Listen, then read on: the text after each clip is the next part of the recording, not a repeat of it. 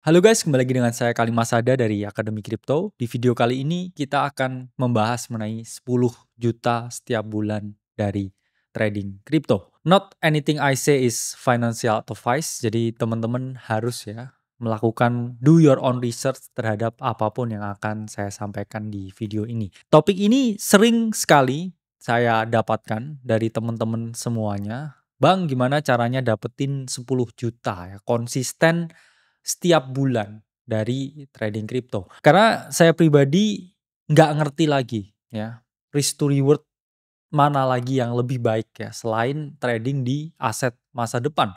Karena bagi saya pribadi sangat possible ya untuk konsisten memperoleh 10 juta setiap bulan dari trading kripto.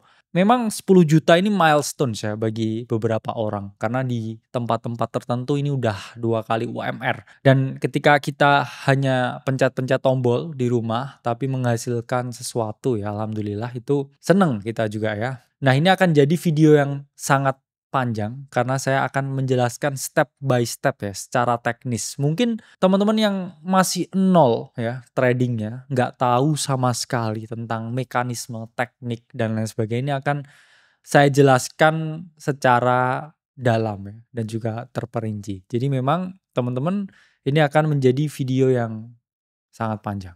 Pertama terkait dengan modal. Jadi teman-teman harus punya modal. Apa sih yang nggak pakai modal ya di zaman sekarang? Saya paling suka istilah tidak ada makan siang yang gratis. Jadi teman-teman harus paham bahwa untuk memperoleh sesuatu kita harus mengorbankan sesuatu juga dan itu adalah dunia. Jadi nggak ada serta-merta ya sesuatu kita dapatkan tanpa adanya pengorbanan sama sekali. Hidup itu bukan pemberian. Hidup itu adalah pengorbanan. Kalau kamu mau merubah satu hal, mungkin kamu harus merelakan banyak hal untuk satu hal tersebut bisa berubah. Dan nggak ada ya istilah, oke, saya mau trading kripto. Even bukan trading kripto ya teman-teman, utilize Web3 ya, utilize DeFi, anything ya, you need capital. Capital is everything. Karena di sini saya suka representasinya untuk kita memperoleh output ya. Kita membutuhkan yang namanya input. Semakin besar input yang kita miliki, output kita itu semakin besar. Ya. Semakin besar modal yang kita miliki, potensi profit kita juga semakin besar. Ya. Karena input ini sendiri ya memang benar ada tadi yang bilang oke, kalau nggak ada modal gimana?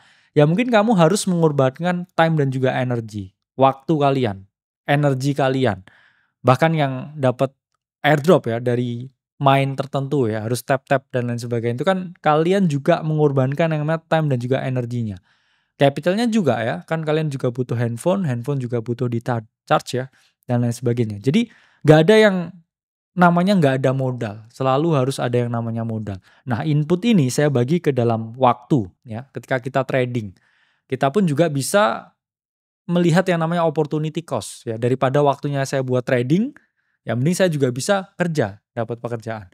Tapi bisa juga kita kerja sambil trading juga. Itu juga skenario masuk akal. Dua, energi. Karena energi ini ya kadang setiap hari kita lihat chart, setiap hari juga kita kadang capek juga ya, energi mental, energi fisik, energi pikiran, ya, yang mana ini bisa kita salurkan lalu kita misalkan bikin bisnis atau juga bisa ya trading juga bikin bisnis ya punya pekerjaan, itu lebih top ya. Dan terakhir capital ya, modal berapapun itu sangat necessary untuk teman-teman bisa memperoleh namanya 10 juta konsisten setiap bulan. Nah, ini adalah rasio modalnya. Kalau teman-teman pengen dapetin 10 juta konsisten setiap bulan. Kalau teman-teman punya modal 10 juta, itu berarti teman-teman butuh yang namanya gain 100% dari modal awal teman-teman. Ya, saya punya 10 juta, gain 100% nih. Ya, jadi double buat ngasilin 10 juta setiap bulannya. Tapi kalau teman-teman di sini modalnya ini semakin besar, semakin tinggi, let's say 20 juta, untuk memperoleh 10 juta, ya teman-teman berarti hanya perlu gain setengah dari modal yang teman-teman miliki atau 50%. Tapi kalau di sini teman-teman modalnya ini 100 juta, ya untuk gain 10 juta rupiah ya setiap bulannya. Ini teman-teman hanya perlu peningkatan ya dari total account ya, total capital, total portfolio sebesar 10% sebulan. Apakah 10% sebulan itu sulit? Menurut saya pribadi, itu sangat mudah. Karena di level seperti saya ya, itu kadang memang trading bisa sampai capital grow 50% 1 minggu ya. Tapi untuk mencapai tahap itu ya, teman-teman membutuhkan pengorbanan lama dan meskipun saya bongkar semuanya di sini ya, how to do this ya, how to do that, what to do and what not to do, ini untuk memperoleh yang namanya intuisi ya, jam terbang dan juga keyakinan di level orang yang sudah melakukan ini bertahun-tahun itu pasti butuh waktu. Tapi saya yakin kalau itu nggak dimulai sama sekali, teman-teman nggak akan pernah bisa progres. Jadi semakin besar ya kapasitas modal ya, capital capacity yang kita miliki, akan semakin mudah pula kita memperoleh yang namanya 10 juta konsisten setiap bulan. Nah, ini ada pertanyaan lagi, kalau misalkan 1 miliar gimana Bang? Ya kalau 1 miliar ya mungkin kamu bisa dapat 10 juta itu 1 hari. Karena itu hanya 1% dari capital yang kalian miliki. Kalau punya 100 juta ya, ini saya bilang ini adalah sweet spot ya. Jadi semakin gede modal yang kita miliki, semakin mudah pula kita memperoleh yang namanya 10 juta setiap bulan. Tapi di sini menurut saya 100 juta itu adalah yang paling sweet ya. Jadi kalau teman-teman belum punya 100 juta yang dingin, tingkatkan lagi income-nya ya. Kemudian mungkin cari side job ya, side gigs yang bisa memperoleh ya 100 juta pertamamu. Tapi kalau misalkan saya punya 10 juta, ya kamu bisa ya trading tapi dengan lebih agresif untuk mencapai 100% ini supaya dapat 10 jutanya. Dan ini kamu harus rinse and repeat lagi ya di bulan selanjutnya ya, bulan selanjutnya. Karena trading ya itu adalah tentang continuation dan saya percaya trading itu sama seperti kalian punya profesi. Ya, kalian juga harus memiliki mindset, oke, saya di sini untuk jangka panjang. Gak ada orang yang jadi dokter cuman 2-3 tahun terus keluar ya. Gak ada orang yang jadi polisi cuman sampai 5 tahun terus dia habis itu resign ya. Ini adalah karir seumur hidup yang harus teman-teman tekuni, jalani dan juga giati. Kedua adalah pahami sistem perdagangan. Banyak yang akhirnya gagal karena mereka ini tidak tahu ya, sistem perdagangan bekerja. Ini kita belum ngomongin tekniknya ya atau technicalnya. Kita ngomongin sistem perdagangannya. Banyak yang di sini salah kaprah ya dalam melihat sistem perdagangan hingga akhirnya mereka ini gagal ya. Padahal mereka ini udah tahu ya cara tarik-tarik garis. Mereka secara teknikal jago. Tapi karena tidak menguasai ya mekanisme perdagangan, ya, akhirnya mereka jadi meledak ya akunnya. Atau mereka tidak bisa menerapkan money and risk management yang benar. Karena itu adalah kunci di sini. Oke? Ada 2 jenis pasar di market crypto yang mau akan saya bahas di sini ya. Kalau saya bilangnya konsisten, itu adalah nggak ada ya jalan lain selain kita trading.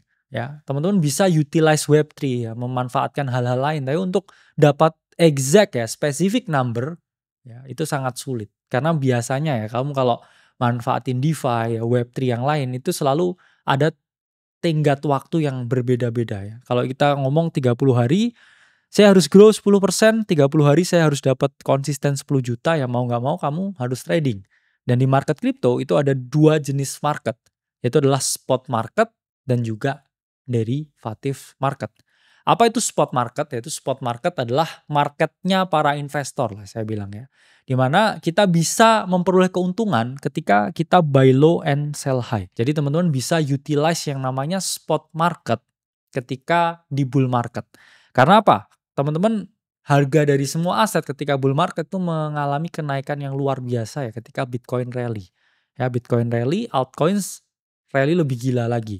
Sehingga market spot it's very preferable ketika teman-teman gunakan di bull market.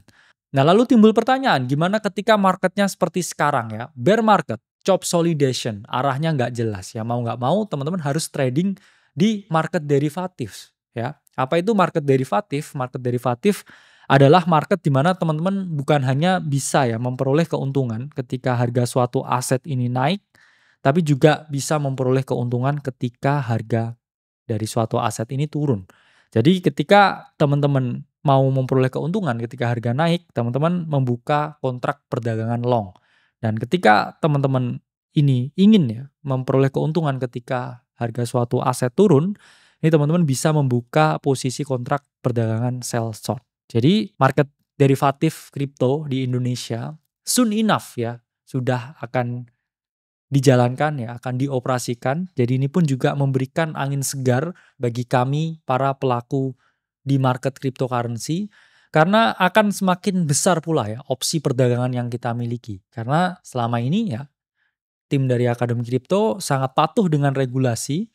Itulah mengapa kita selalu prefer in the spot market. Namun ketika ini udah ada jalannya ya, udah ada izinnya untuk trade kripto dua arah, ya kita pasti akan memanfaatkan derivatif. Karena derivatif tuh opsinya lebih banyak ya. Biasanya kita hanya bisa trading satu arah, sekarang dua arah ya. Ini berarti langsung kali dua ya probabilitas kita untuk menentukan dan membuka posisi perdagangan di market kripto. Selanjutnya teman-teman harus memahami yang namanya konsep risk to reward. Banyak sekali orang yang di sini salah kaprah ya menyamakan trading dengan gambling atau judi karena mereka ini nggak bisa yang namanya melihat konsep risk to reward.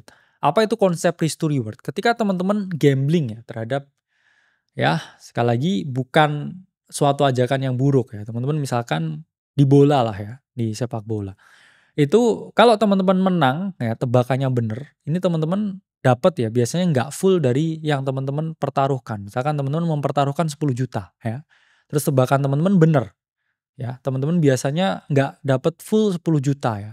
Pasti ada potongan ya 20 atau 10% sehingga teman-teman dapatnya 8 juta. Itu namanya risk to reward negatif. Karena jumlah yang teman-teman willing to risk atau ingin risikokan dengan jumlah yang teman-teman dapatkan itu tidak sebanding. Lebih tinggi jumlah yang teman-teman risikokan daripada jumlah yang mungkin teman-teman dapatkan. Nah itu yang berbeda di trading, di mana ketika teman-teman trading, ini teman-teman bisa merisikokan satu dan memperoleh 3, memperoleh 4, memperoleh 5. Tergantung setup trading yang bisa teman-teman temukan atau bisa teman-teman rancang. Oke, jadi di sini dipahami ya. Kalau trading saya merisikokan 10 juta, itu saya bisa dapat 20 juta, 30 juta, 40 juta, 50 juta dan seterusnya. Karena adanya trading setup. Itu berbeda dengan gambling yang mana itu negatif risk to reward. Sehingga dari perspektif ya entah itu teman-teman ambil posisi buy or long atau sell short, ini teman-teman harus melihat potensi risk to reward-nya. Ketika saya trading, itu saya selalu melihat ya berapa banyak jumlah yang saya mungkin kehilangan, bukan yang saya dapatkan. Nah, ini teman-teman harus dilihat ya. Kalau setup tradingnya itu risk to reward-nya nggak 1:2 at least ya, itu nggak akan saya ambil. Berarti apa? Ya berarti setup-nya buruk. Ya, saya akan lihat opportunity di pair yang lain untuk bisa saya perdagangkan. Nah, selanjutnya ada konsep risk per trade. Nah, ini adalah kunci dari risk management yang paling bagus. Apa itu risk per trade? Risk per trade itu adalah berapa banyak jumlah yang siap saya risikokan ketika trade setup saya salah. Misalkan saya melihat ya potensi kenaikan suatu altcoin. Ya oke, saya mau ambil posisi buy long. Kemudian saya lihat ya probabilitasnya setupnya 1:3. Nah, ketika harga ini turun ya dan tidak sesuai dengan trade plan saya kehilangan satu ARP ya atau satu risk per trade. Risk per trade ini ya biasanya yang ideal itu adalah 1% dari trading account. Kalau teman-teman punya modal 100 juta, berarti risk per trade-nya kalau satu trade ini salah, hit stop loss, ini saya hanya kehilangan 1 juta ya. Jadi nggak kehilangan 100 jutanya, nggak kehilangan 10 jutanya, hanya kehilangan 1 jutanya. Itu berarti apa teman-teman? Ya, kalau kita lihat dari 1% aja yang kita risikokan dari 100% nyawa yang kita miliki, kita memiliki 100 nyawa yang siap hilang.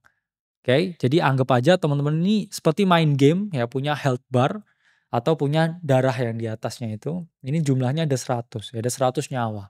Kalau saya salah sekali, 2 kali, 3 kali, bahkan sampai 100 kali itu masih oke ya, saya baru kehilangan semuanya. Tapi nggak mungkin ya dengan pendekatan yang benar, dengan teknik yang benar, dan juga pengalaman yang tepat, ini teman-teman akan kehilangan semua 100 secara bersamaan, itu impossible. Nah ini juga menunjukkan bahwa kalau trading itu nggak harus punya win rate yang 100%, nggak harus benar semuanya. Teman-teman bisa ya hanya benar 50 ya, salah 50, tapi akunnya tetap grow. Kenapa? Karena kan misalkan risk to reward-nya 1:2 ya. Kalau saya salah, saya ngerisikoin 1 juta. Kalau saya bener, saya dapat 2 juta. 50 kali benar, berarti teman-teman dapat 100 juta ya. Dikurangi 50 kali salah, ketika sekali salah 1 juta, berarti minus 50 juta. Overall teman-teman masih gain yang namanya 50 juta ya, karena surplus 100 ya, defisit 50. Jadi masih plus 50 juta. Nah itu konsep risk to reward dan juga risk per trade. Nah selanjutnya ada konsep margin, di mana ada cross margin dan juga isolated margin. Apa ini cross margin? Ketika teman-teman memilih cross margin, ini berarti teman-teman merisikokan semua portofolio yang teman-teman miliki. Sementara isolated ini hanya sebatas dari posisi yang teman-teman ambil aja. Nah ini contohnya cross margin gimana? Misalkan dengan size ya $100, teman-teman ambil 10x leverage, ambil posisi long. Dan kemudian harga ini turun di bawah 10%. Ya. Berarti kan harusnya ya posisinya teman-teman udah terlikuidasi. Karena nggak bisa ya hold lebih dari minus 100%.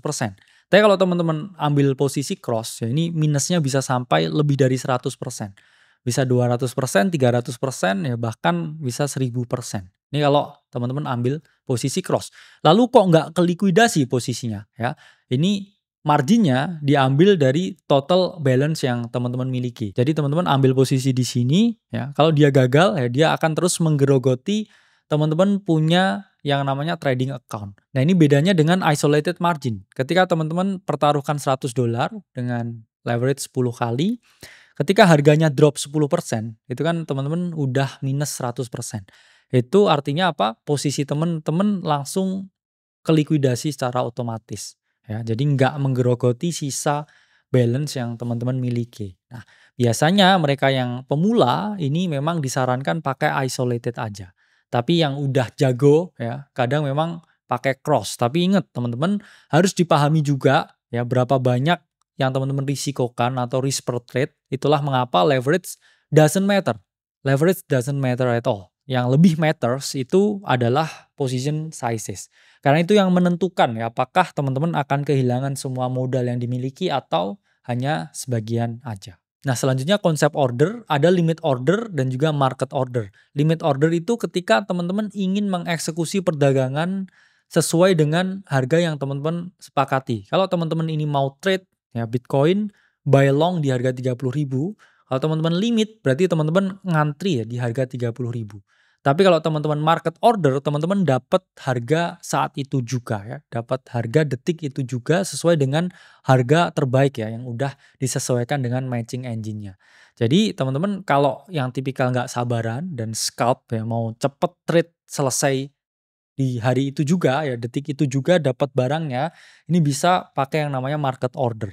Sementara limit order ya ini kalau teman-teman pengen ya trade lebih slow ya melihat possibility ya pengen dapat entry yang lebih presisi ya ini bisa pakai yang namanya limit order. Nah ketiga adalah pahami technical analysis. Nah ini tentang tarik-tarik garisnya ya. Akan kita jelaskan cara tarik-tarik garis yang paling dasar, paling basic supaya teman-teman semuanya bisa ngerti. Nah untuk ilmu technical kita bagi ke dalam 5 part ya. Pertama trend analysis untuk mengetahui arah ya pergerakan harga. Kedua area analysis untuk tahu di mana buka posisi. 3 pattern analysis untuk melihat ya pola pergerakan harga. 4 trigger analysis untuk mencari ya pemicu masuk dan terakhir entry exit analysis ya untuk mengetahui ya di mana harus masuk dan juga di mana harus keluar. Nah, pertama kita akan pelajari dulu ya, tentang trend analysis. Jadi di dalam market ya menurut Dow Theory itu ada 3 jenis trend ya. Bullish structure di mana market ini mengindikasikan kenaikan. Ya, ini titik L ya, atau low dan kemudian ini higher low. Ini adalah higher high. Jadi bullish market structure itu selalu membentuk yang namanya higher high dan juga higher low yang makin lama makin tinggi ya. Jadi teman-teman harus pahami codingnya. Kemudian kedua, bearish structure ini adalah market yang membentuk lower low dan juga lower high, lower low, lower high lagi. Jadi ini market yang menunjukkan dan juga mengindikasikan ya adanya penurunan. Dan ketiga, ini adalah sideways structure di mana marketnya ini nggak kemana-mana ya. Dia membuat yang namanya equal low dan juga equal high, equal low, equal high lagi. Jadi trennya ini nggak naik, nggak turun juga. Nah, untuk mengidentifikasi tren, teman-teman bisa menggambar yang namanya trend line ya atau garis tren. Dimana kalau bullish trend line, ini teman-teman gambar di bawah ya titik-titik harga dan minimal ada 2 titik yang terhubung, baru bisa disebut sebagai trend line.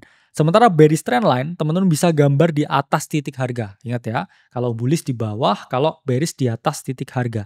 Dan juga sideways trend line, ya ini bisa teman-teman gambar sesuai dengan titik bawah dan juga titik atasnya untuk menentukan ya di mana area harga ini akan memantul atau harga ini akan tertolak. Atau teman-teman bisa memanfaatkan EMA atau Exponential Moving Average, indikator untuk menunjukkan rata-rata pergerakan harga, di mana kalau bullish EMA, harga ini selalu bergerak di atas EMA-nya.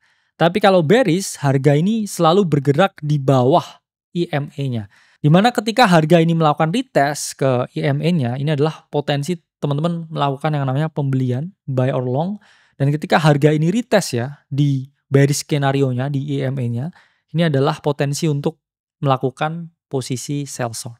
Nah selanjutnya kita pelajari area analysis. Tadi udah tahu ya, ini bullish, ini bearish, ini sideways. Sekarang kita akan pelajari tentang area analysis di mana saya ini harus membuka posisi perdagangan. Pertama teman-teman harus pahami bahwa ada yang namanya area beli atau support atau demand area dan juga area jual atau resistance atau supply area. Area demand ya atau area support itu area di mana teman-teman put ya buy order atau para pembeli berkumpul di sana untuk melakukan pembelian. Sementara area resistance nih, area penjualan, supply area ini adalah area di mana para penjual ya ini siap-siap ya take profit dari pembelian mereka atau kalau di derivative market mereka mau buka posisi sell short. Nah, ada 3 cara untuk define area. Pertama, menggunakan horizontal line atau area garis horizontal. Kedua, trend line atau indicators untuk mengetahui ya di mana harga ini bergerak dan menggunakan Fibonacci retracement ya. Teman-teman bisa gunakan angka Fibonacci untuk mengetahui area of value tertentu di market. Nah, ini ilustrasi dari area beli dan juga area jual, di mana area beli di sini pembeli berkumpul dan ketika harga mendekati area beli atau support, ini terjadi yang namanya pemantulan. Dan ketika mendekati area jual atau resistance, harga ini mengalami yang namanya penolakan sehingga mengalami penurunan ya dan seterusnya. Jadi ini analoginya seperti lantai dan juga atap ya. Lantai ini adalah area beli. Ketika harga mendekati, dia selalu mantul. Dan ketika dia di area jual, ya, dia selalu nabrak ya dan juga mengalami yang namanya penurunan. Teman-teman juga bisa gunakan dynamic support atau EMA ya, dan juga diagonal support dengan menggambar trend line, di mana teman-teman bisa membuka posisi perdagangan buy or long ketika harga ini mendekati EMA-nya ya. Ini harga mengalami kenaikan, kemudian retest ya di area EMA-nya dan kemudian mengalami pemantulan lagi ya. Ini adalah area-area di mana teman-teman bisa membuka posisi perdagangan pembelian. Atau di diagonal supportnya ya, teman-teman bisa gambar trend line dan teman-teman bisa lihat ya ketika harga ini mendekati trend line-nya dia mengalami yang namanya pemantulan sehingga membuka peluang kita untuk membuka posisi perdagangan buy or long. Nah, teman-teman juga bisa gunakan Fibonacci retracement di mana area yang paling ideal ya ini adalah 0.5 dan 0.618. Jadi di trading tools teman-teman ya di bagian kiri itu selalu ada yang namanya Fibonacci retracement. Teman-teman bisa tarik ya dari area bawahnya atau low to high-nya untuk menentukan nih ya di mana harga ini akan berhenti koreksi dan mengalami yang namanya pelanjutan tren. Di mana ini area yang harus teman-teman perhatikan itu adalah 0,5 dan 0,618-nya atau disebut juga sebagai golden pocket area ya di mana harga ini ada kecenderungan bouncing ketika dia mendekati ya golden fib areanya. Nah, teman-teman juga bisa mencari ya harga ya dari ekstensi Fibonacci-nya atau 1618-nya, 2618, 3618. Ini gunanya apa ya? Ketika harga ini sudah mencapai titik all time high baru ya, terus teman-teman bingung nih ya, udah nggak ada previous resistance, ini kira-kira di mana saya close posisi saya ya. Ini selalu, nah ini teman-teman bisa gunakan harmonic resistance ya, entah itu di 1618, 2618 3618 dan seterusnya. Nah, ketiga kita akan pelajari ya tentang pattern analysis. Jadi teman-teman harus pahami bahwa pattern ini sifatnya adalah bias confirmation atau mengkonfirmasi bias yang kita miliki.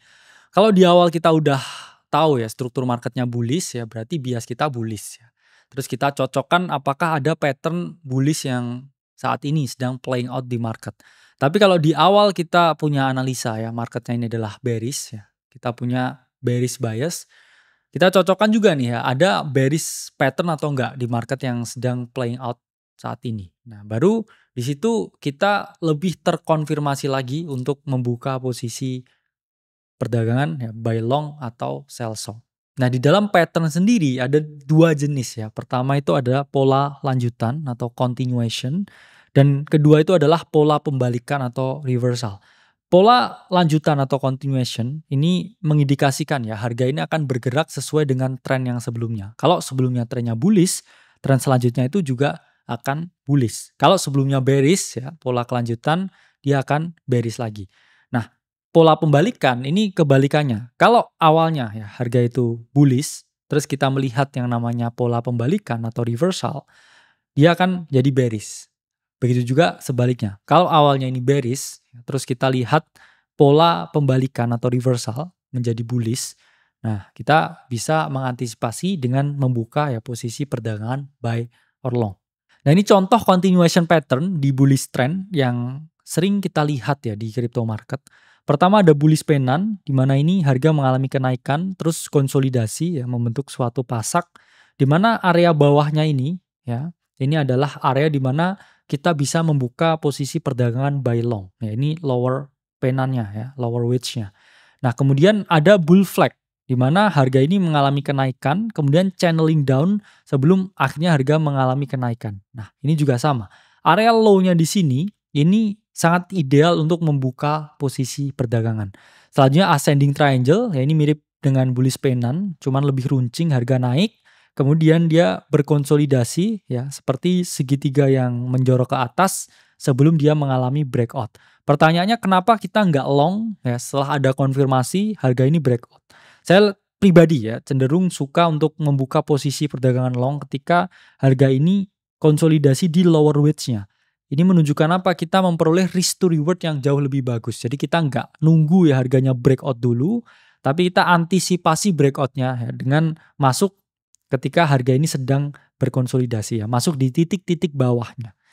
Dan itu jauh lebih bijak ya. Never chase breakout but anticipate them. Selanjutnya bearish pattern ini juga ada continuation-nya. Bearish pennant ya kebalikan dari bullish pennant. Harga turun, berkonsolidasi dan drop. Kemudian bear flag ya, ini harga turun, kemudian dia channeling up baru turun lagi. Dan descending triangle ya kebalikan dari ascending triangle. Harga turun kemudian membentuk suatu segitiga yang menjorok ke bawah sebelum harga akhirnya drop. Sama seperti di dalam bullish ya continuation. Never anticipate the breakdown ya, kebalikan dari breakout ya. Breakout naik ke atas ya, breakdown turun ke bawah. Never chase the breakdown ya, teman-teman antisipasi ketika harga ini melakukan yang namanya bounce ya di area upper wedge-nya di sini. Ini adalah potensi di mana teman-teman bisa membuka posisi sell short. Ini juga sama ya. Ketika harga berkonsolidasi di bagian atas dan ada potensi melanjutkan ya yang namanya tren penurunan lagi. Ini teman-teman bisa membuka posisi sell short untuk ya mengantisipasi penurunan harga. Kemudian reversal di bullish trend yang mana awalnya bullish jadi bearish. Pertama ada head and shoulder. Bentuknya seperti kepala orang ya. Ini ada bahu kiri, kepala dan juga bahu kanan. Di mana ini bentuknya juga sama juga seperti gunung. Teman-teman lebih baik ya antisipasi adanya potensi reversal dan take profit atau balik arah posisi untuk melakukan sell short untuk mengantisipasi breakdown-nya. Ada juga double or triple top di mana harga mengalami kenaikan ya, kemudian dia nggak bisa lagi membuat harga yang lebih tinggi dari titik high sebelumnya dan dia mengalami yang namanya drop. Selanjutnya ada juga rising wedge ya, harga mengalami kenaikan ya, menjulang tinggi ke atas dan dia udah kehilangan momentum sebelum akhirnya berubah ya dari bullish menjadi bearish. Nah, selanjutnya reversal di bearish trend ya, ini inverse head and shoulder di di mana harga ini mengalami penurunan, kemudian membentuk head and shoulder tapi kebalik ya, kepala orang tapi dibalik. Di mana ini adalah left shoulder, head, right shoulder. Nah ini kita juga bisa mengantisipasinya ya, ketika harga ini masih ada di low-nya, jangan chase the breakout, teman-teman harus antisipasi potensi reversal ya dari harga ini. Kemudian ada double or triple bottom, harga mengalami penurunan ya. Dia di sini udah menolak ya untuk membuat harga yang lebih turun lagi dan mengalami pemantulan untuk kemudian dia mengalami breakout naik ke atas. Ada juga falling wedge di mana harga mengalami penurunan dan menjorok ke bawah untuk kita antisipasi ya di sini sebelum breakout. Dan ketika harga udah breakout, kita memiliki ya entry yang baik ya ketika kita membuka posisi perdagangan di bawah. Selanjutnya ada trigger analysis ya. Tadi udah ada analisa marketnya ya, bullish atau bearish. Kemudian kita konfirmasi biasnya. Nah ini trigger analysis ini terkait dengan apakah kita eksekusi trade-nya sekarang atau nunggu dulu ya. Ini terkait dengan kepastian lagi ya yang ingin kita konfirmasi. Nah ketika berbicara mengenai trigger analysis, ini dua alat yang bisa kita gunakan. Pertama adalah candlestick pattern, kedua adalah trading indicators ya. Candlestick pattern itu adalah formasi dari kumpulan candlestick ya dalam bentuk tertentu yang menunjukkan psikologi pasar. Dan trading indicators ya ini adalah software statistik yang mempermudah kegiatan kita untuk trading. Nah untuk candlestick pattern ya untuk indicating bullish momentum ini ada hammer, inverted hammer dan juga bullish engulfing. Hammer ini bentuknya seperti palu ya teman-teman. Kalau inverted hammer ini palu yang terbalik dan bullish engulfing ini menunjukkan size ya, bull yang besar atau size peningkatan yang besar. Nah kalau kita melihat candlestick pattern ini ya ada kecenderungan terutama di time frame kecil. Kalau kita kecilin time frame-nya H1, M15, M5 ini ada tanda-tanda ya. Harga ini akan naik ya atau bullish momentum. Sementara bearish momentum ini kebalikannya ya. Hanging man ini seperti hammer ya tapi warnanya merah ya kalau teman-teman pakai di basic ya trading view atau basic platform trading yang lain. Kemudian shooting star ini hanging man tapi terbalik dan bearish engulfing ini kebalikan dari bullish engulfing. Yang mana ini menunjukkan banyak sekali ya selling pressure yang mana ditunjukkan dengan body candle yang besar. Nah untuk trading indicators ya teman-teman bisa gunakan trend indicators untuk menunjukkan tren ya ada moving average, kemudian exponential moving average, ada super trend dan lain sebagainya. Nah kemudian ada oscillator indicators atau indicators yang menunjukkan ya momentum apakah harganya udah jenuh turun atau jenuh naik. Kalau udah jenuh turun ada potensi ya dia oversold mau mengalami yang namanya rebound. Kalau dia udah di atas ya atau overbought jenuh beli ya ini ada kecenderungan dia mau mengalami koreksi. Bisa pakai RSI, bisa pakai stochastic ya, atau stochastic RSI, banyak sekali ya oscillator indicators yang bisa teman-teman manfaatkan. Dan kemudian volume indicators untuk melihat seberapa banyak ya jumlah perdagangan yang terjadi. Ini bisa kita gunakan untuk mengantisipasi apakah kenaikan harga ini didukung oleh tren atau tidak. Kalau harga naik, tren tidak naik ya teman-teman waspadai ya potensi false breakout atau kenaikan harga yang dimanipulasi tanpa adanya partisipasi dari para pelaku pasar. Terakhir kita akan pelajari mengenai entry dan exit analysis. Jadi jangan sampai teman-teman udah tahu ya cara gambar pattern, udah tahu ini ada entry trigger ya, udah tahu ini bullish atau bearish, tapi teman-teman nggak tahu di mana keluarin posisinya. Karena kalau teman-teman nggak keluarin posisinya, profit tidak akan terrealisasi. Oke? Nah pertama teman-teman bisa gunakan market structure ya, manfaatkan higher low, higher high untuk masuk dan keluar pasar. Atau teman-teman bisa gunakan ya horizontal support and resistance untuk masuk dan keluar. Atau teman-teman bisa kombinasikan keduanya. Contohnya di sini ya, ketika teman-teman tahu ya ini adalah struktur bullish ya, teman-teman beli di potensial supportnya yang mana ini juga ada potensi terbentuk higher low. Ya, di mana ini titik low, di sini dia possible higher low dan dia ada possible mengalami peningkatan ya atau kenaikan harga di sini. Nah, misalkan teman-teman di sini buka posisi buy or long, di mana teman-teman keluarkan posisinya ya pasti di titik high sebelumnya.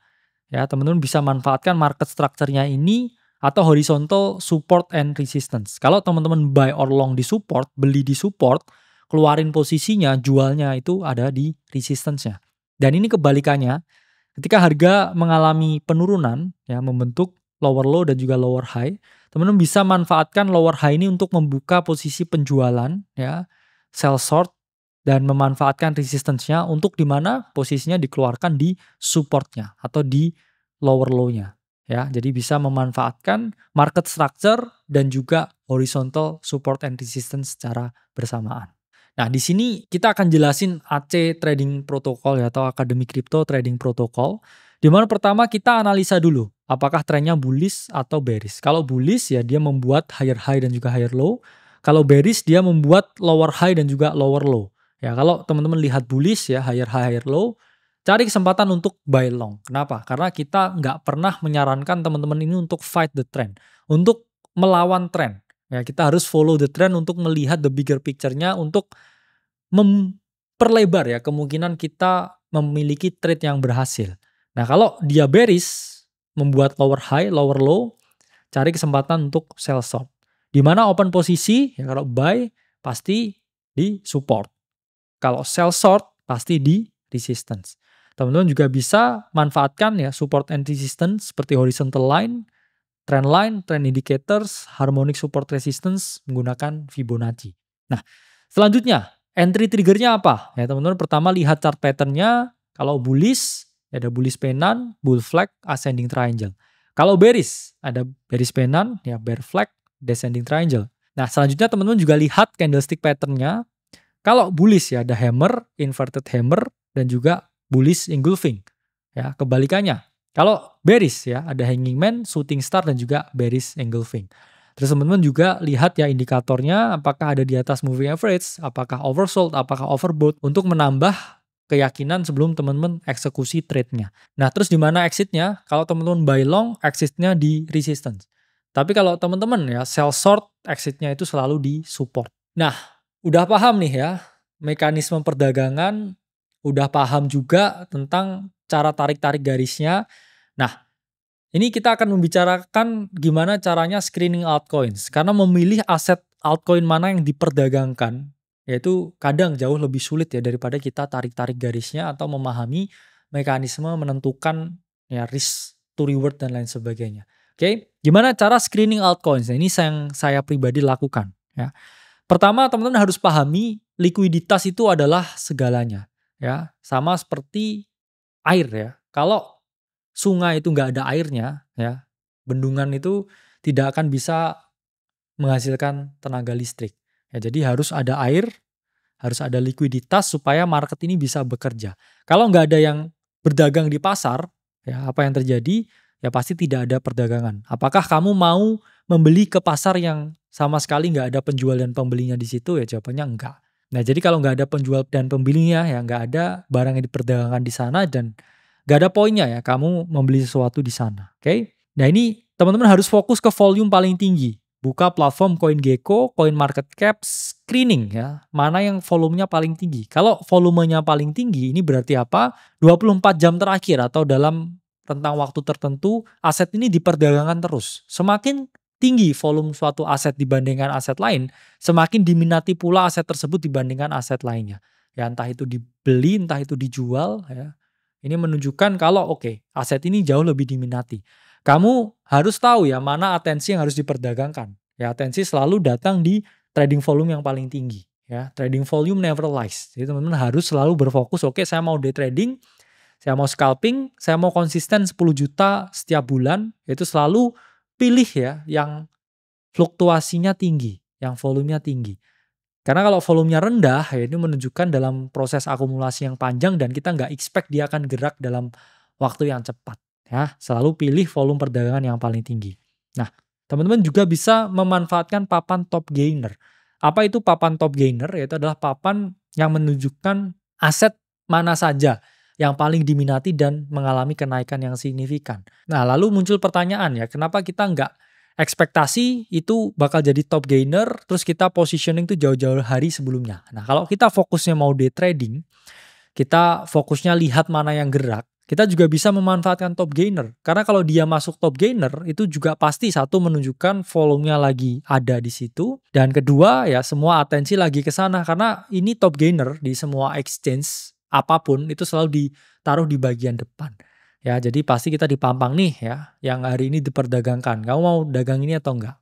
Jadi konsepnya seperti itu. Jadi selalu fokus di yang paling tinggi ya atensinya. Itulah mengapa teman-teman bisa manfaatkan top gainer. Meskipun demikian never chase the pump ya. Misalkan teman-teman pilih, oke, ini koinnya ada di top gainer nih. Teman-teman tunggu dulu dia mengalami yang namanya retracement atau penurunan. Ya, membuat higher low. Baru teman-teman identifikasi supportnya, masuk posisi ya. Jangan oke ini top gainer tapi candlenya lagi parabolic. Itu jangan dimasukin. Tapi mungkin ada posibilitas teman-teman untuk short the market. Kalau teman-teman lihat potensi penurunan, harganya melemah, teman-teman bisa eksekusi sell short. Selanjutnya teman-teman bisa fokus ke new listing. Ya, ini saya pakai gambar ya dari toko kripto ya. Dia listing SEI dan juga Cyber. Kenapa new listing ini selalu memiliki volume yang tinggi ya, likuiditas yang sangat tinggi. Ya sama ya, kalau misalkan ada anak baru datang ke kelas ya ini kenalin ya teman baru kalian. Apa yang terjadi? Satu kelas pasti ngelihatin dia, satu, dua, semua kelas pasti kepo ya dia ini siapa dan sebagainya. Dan itu pun juga hal yang sama dengan adanya new listing. Oh ini new listing. Ya mereka pasti tertarik ya untuk cari tahu terus kemudian memperdagangkan aset tersebut. Ya jadi teman-teman selalu optimalkan new listing karena likuiditasnya volumenya tinggi ya. Ketika dia baru masuk di exchange tertentu, di checks tertentu langsung boom ya volumenya. Jadi kita juga bisa manfaatkan itu untuk memperoleh ya keuntungan sesaat ya dalam waktu dekat kalau teman-teman fokusnya mau trading harian. Nah selanjutnya lihat korelasi Bitcoin dan juga altcoin. Kalau saya lihat korelasi ini ada banyak ya. Ada korelasi dengan the dollar index, kemudian ada korelasi dengan S&P 500, tapi yang paling dekat dengan altcoin itu adalah korelasi dengan Bitcoin. Kalau teman-teman lihat ya setupnya altcoin ini bullish, Bitcoin bullish juga, ya ini long maksimal. Tandanya apa? Pasti saya jamin altcoinnya ini naiknya lebih tinggi daripada Bitcoin. Ya, karena kita tahu ya Bitcoin ini kenaikannya selalu lebih sedikit daripada altcoin. Kalau kita lihat setup altcoin bullish, ya Bitcoinnya masih sideways ya, masih anteng-anteng aja, nggak terlalu ada volume. Saya masih tekankan ya probabilitas untuk long. Tapi kalau teman-teman lihat ya setup altcoin ini bullish, ya Bitcoin bearish, ya ini harus waspada. Kenapa? Karena ada potensi ya altcoin misalkan buat yang namanya bullish pennant, tapi Bitcoin ada potensi bearish pennant. Ya ini saya nggak ambil posisi tersebut. Mending saya short Bitcoin. Kenapa? Karena pasti ketarik ya. Kalau altcoin ini mau naik terus Bitcoin tiba-tiba turun nih. Yang terjadi adalah altcoin tersebut pasti akan tertarik. Kalau misalkan setup altcoinnya bearish ya, Bitcoin bearish, ya ini teman-teman bisa posisikan short ya. Karena pasti altcoin ini akan drop lebih tinggi daripada Bitcoin. Dan kemudian kalau setup altcoin ini bearish, ya Bitcoin ini masih sideways, ya saya cenderung juga short. Kenapa? Karena nggak ada probabilitas ya Bitcoin ini tiba-tiba shoot up ke atas ya untuk mengganggu setup bearish altcoin yang saya miliki. Selanjutnya kalau altcoinnya ini bearish ya, Bitcoin bullish ya waspada, saya nggak akan ambil posisi short ke altcoin. Mungkin saya akan long Bitcoin. Contohnya apa? Ya kalau kamu lihat bearish pennant di altcoin, tapi Bitcoin kelihatan bullish pennant, ya altcoin nggak jadi turun ya Bitcoin naik, dia akan ketarik juga. Ya, jadi saya akan waspada dan cenderung ya nggak akan mengeksekusi shortnya. Jadi harus dilihat ya. Kalau mau trade altcoin entah itu buy or long, kamu intip dulu ya Bitcoin ini mau kemana. Oke ini Bitcoin tanda-tandanya mau ke sini nih. Ya berarti kalau dia nggak sesuai atau berlawanan dengan altcoin yang saya miliki, ya pasti saya juga nggak akan mengambil trade tersebut. Tahap kelima adalah the scenario. Teman-teman udah paham semuanya, cara screening tahu, tarik-tarik garis, mekanisme berapa banyak yang dirisikokan, ya berapa banyak modal yang dimiliki. Dan kita akan membahas beberapa skenario yang mungkin terjadi. Nah ini saya ambil bahannya dari buku Crypto Trading Guide yang saya tulis. Pertama ini adalah skenario 1. Kalau misalkan teman-teman ini adalah seorang profesional, teman-teman risk per trade-nya 1%.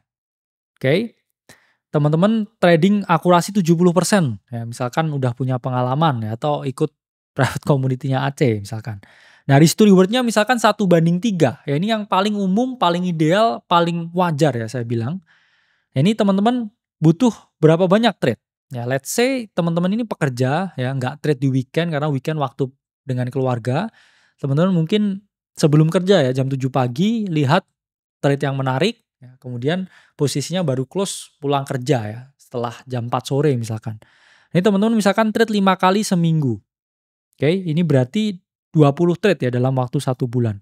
Kalau akurasinya 70% ya, dari 20 trade ini pasti 14-nya menang. Yang kalah 6. Nah, kalau 14 kali 3 ya, karena risk to reward 1/3, ya ini pasti 42. Ya, terus losing trade-nya misalkan ada 6 ya, karena 30%-nya kalah. Ini teman-teman kehilangan 6% ya. Jadi 42% dikurangi 6%. Ini 36% ya, atau 36 risk ya. Nah, ini kalau 14 trade, 6 losing trade ya, 1/3 risk to reward, RPT-nya 1%. Ini accounts gain teman-teman 36% dalam waktu 1 bulan atau 36 R.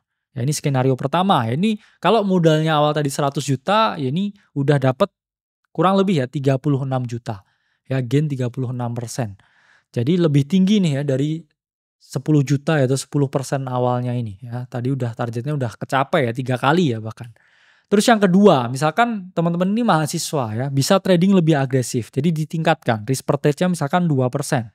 Oke, trading akurasi juga jago, let's say ya 70%. Risk to reward-nya, ya dia misalkan 1/2. Jadi dia lebih agresif, lebih ke scalp ya, day trade. Oke, misalkan dia bisa trade 10 kali dalam seminggu ya. Kadang sehari 2 kali ya, mungkin weekend juga trade. Itu 40 trade dengan 70% win rate, winning trade 28, losing trade 12. Ini ada potensi teman-teman gain ya hampir 100% ya, 88% atau 88 R ya. Kalau 100 juta ya gain 88% dalam sebulan ya, berarti kurang lebih 88 juta ya. Kalau teman-teman jago dan punya waktu ya sebagai uni student atau mahasiswa. Biasanya banyak ya teman-teman mahasiswa yang punya waktu luang ya. Dan ini skenario C ya, misalkan ini bener-bener all in crypto ya, semuanya nggak ada kerjaan, nggak ada kuliah, ya mereka cuma trading. Risk per trade-nya 5% ya, trading akurasi mungkin sedikit lebih buruk ya, 60% karena banyaknya trade yang diambil. Risk to reward mungkin bahkan nggak 1/2 ya, 1/1,5 ya. Jadi kayak tweak naik dikit ya, dia udah close posisi ya, kadang habis buy long, oke, naik dia sell short ya, banyak sekali trade yang dia ambil ya, mungkin sampai 30 trade ya dalam seminggu ya, 120 dalam 1 bulan ya. Winning trade-nya 72 ya, kalahnya bisa lebih banyak juga ya 48. Tapi karena 72 ya dikali 1,5 jauh lebih tinggi, oke. Dengan risk to reward yang bagus dan risk per trade-nya yang tinggi. Ya dia kali 5 ya, 5% dari modalnya. Ini teman-teman bisa gain 300%, 300 R. Apakah ini skenario yang ideal? Ini sulit sebenarnya, tapi bukan berarti tidak mungkin. Ya, ketika saya benar-benar niat, ya saya sering ya di skenario seperti ini ya di akun flipping saya, atau ketika dulu masih sangat agresif ya, gain 300%, bahkan nggak sampai sebulan ya, dalam waktu seminggu atau 2 minggu itu hal biasa yang saya lakukan dulu. Saya untuk mencapai fase tersebut ya teman-teman harus banyak sekali latihan, banyak sekali jam terbang, dan teman-teman harus menyesuaikan dengan pekerjaan yang lain. Karena ya ini crypto bro ya, living for trading crypto bro, gak untuk semua orang. Nah, gimana kalau secara spesifik nih, modal saya 100 juta. Saya udah nonton video ini sampai selesai. Ini udah gak kayak video YouTube ya, ini kayak tutorial ya. Saya sendiri udah agak ngantuk-ngantuk ya buatnya ini. Ya. Gimana kalau modal saya 100 juta, saya mau 10 juta setiap bulan. Ya berarti kamu hanya perlu gain 10%. Kalau kamu jago banget, kamu hanya butuh trading 3 kali ya, dengan risk to reward 1/3 untuk mencapai itu. Ya, kurang lebih kalau kamu setiap trade dapat 3% atau 3 R, modal 100 juta ini udah hit ya 10 juta sebulan. Hanya cukup 3 trade ya. 3 trade dalam 1 bulan kalau modalnya 100 juta. Ya mungkin kalau ada kalah ya kamu sesuaikan lagi ya. Berarti harus trade lebih banyak lagi untuk mencapai targetnya ya. Kalau misalkan 3 kali trade ya, 3 R maksimal setiap trade ya, 9%. Tapi kalah 2 kali ya. Kalau 2 ya kan minus 2% ya. Ingat ya, RPT-nya selalu 1%. Itu berarti teman-teman kan gain-nya 7% ya, kurang 3%. Berarti teman-teman bisa trade 4 kali menang ya, 4 kali 3% ya, 12%. Kalah 2 kali. Oke. Berarti udah gain 10% nih di sini. Udah gain 10 juta sebulan. Berarti menang 4 kali, kalah 2 kali. Hanya perlu sekitar 6 kali trade ya dalam waktu 1 bulan. ya. Ini menunjukkan kalau semakin gede ya modal yang kita miliki, 100 juta untuk gain 10 juta itu it's very very possible, ya. Cuman pertanyaannya, kalau modalnya 50 juta ya, berarti trade lebih banyak ya, menang lebih banyak lagi. Kalau modalnya 50 juta, yang mana tadi 100 ya teman-teman hanya perlu trade 3 kali menang, ya 3 kali menang berturut-turut udah dapet nih 10 jutanya. Kalau modalnya 50 juta ya teman-teman harus trade-nya itu 6 kali. Ya, jadi agak lebih berat nih ya. Tapi bukan berarti nggak mungkin. Nah, gimana kalau ini ada kalahnya ya? Nanti teman-teman sesuaikan lagi ya jumlah kalahnya ya dengan jumlah trade-nya yang win ya harus lebih banyak lagi. Karena di market altcoin ya jujur setiap hari itu selalu ada setup. Apalagi kalau teman-teman tradingnya di derivative market selalu ada posisi atas bawah di altcoin yang baru di listing, altcoin yang tiba-tiba naik, ya narasi tertentu yang lagi happening, kemudian meme coin yang di hype up dengan community itu selalu ada possibility ya di market crypto. Possibility-nya itu tidak terbatas. Oke, dan kita bisa ya melihat hasilnya itu dalam waktu yang singkat. Oke, misalkan buka posisi ya 3-4 jam itu biasanya selalu close. Kalau itu day trade dan marketnya lagi bagus ya, tiap hari bisa ya dalam waktu kurang dari 6 jam tuh posisi bisa close. Oke. Memang prakteknya nggak semudah itu, ya butuh waktu seperti yang saya bilang. Apalagi kalau sudah misalkan di level saya udah bertahun-tahun trading, sudah paham sekali mekanismenya, paham sekali keadaan marketnya, paham sekali mana yang harus di trade, mana yang enggak, ya. Tapi kalau teman-teman di sini masih belajar, ya teman-teman bisa pakai dummy account, ya. Jangan pakai real account dulu, tapi saya selalu sarankan pakai real account meskipun jumlahnya sedikit. Kenapa? Supaya mentalitas kita ini udah tahu oke ini adalah uang beneran. Jadi saya juga harus trade beneran. Biasanya orang yang nggak trade dengan uang beneran, ya ini mereka asal-asal pencet, ya biasanya mereka performanya jauh lebih tinggi karena dia tahu dia nggak akan losing apa-apa. Tapi kalau dari awal kita udah tahu ini duit beneran, ya pasti kita tradingnya juga beneran. Ya pasti nggak akan asal-asalan. Apakah 10 juta itu mungkin didapatkan di market kripto? Jawabannya sangat amat mungkin. Oke. Saya tekankan ya, sangat amat mungkin. Yang penting di sini adalah teman-teman satu memiliki modal, ya, dua memiliki pengalaman, ya, tiga juga memiliki pembelajaran teknik metode yang teman-teman bisa gunakan. Yang penting di sini kuncinya adalah kesuksesan, karena yang lebih penting itu dapat 10 juta bukan hanya di bulan ini, tapi di bulan depan, 3 bulan lagi, 4 bulan lagi, 5 bulan lagi, bahkan 5 tahun lagi. Karena trading is a forever game, investing is a forever game. Jangan berfokus pada dapetin itu sekarang, tapi dapetin itu lagi beberapa bulan ke depan, bahkan beberapa tahun ke depan. Oke, itu cara dapetin 10 juta setiap bulan dari trading kripto. Saya Kali Masada dari Akademi Kripto. Sampai berjumpa di video selanjutnya.